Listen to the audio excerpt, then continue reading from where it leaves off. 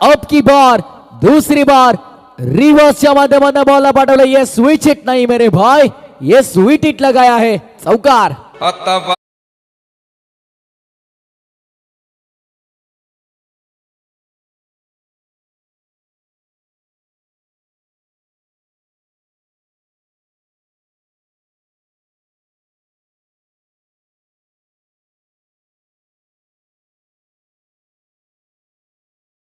आता मिळेल.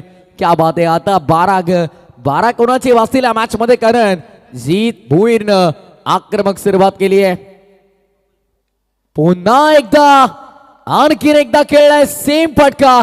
असं वाटतंय ओमसाई एमटीसी लाईव्ह तुम्ही रिप्ले चालवलायत की काय स्क्रीन वरती. बॅक टू बॅक सलगचा तिसरा रिव्हर्सचा चौकार.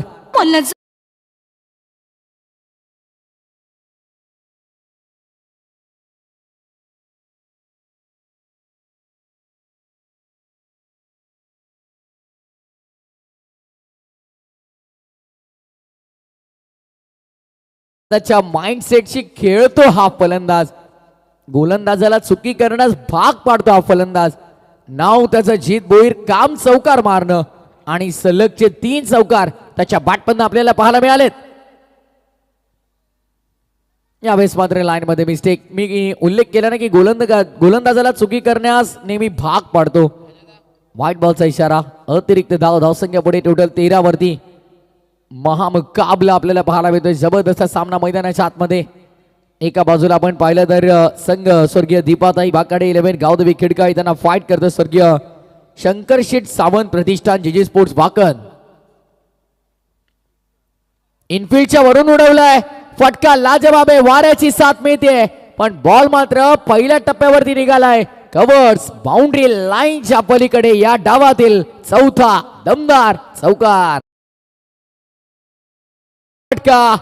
चौकारांचा बेताज बादशाह सध्याच्या घडीला राजेशाही थाटामध्ये 5 बॉल 5 चौकार ठोकण्याचा विक्रम नोंदवतोय. वॉड batting Jeet Bhoir on fire.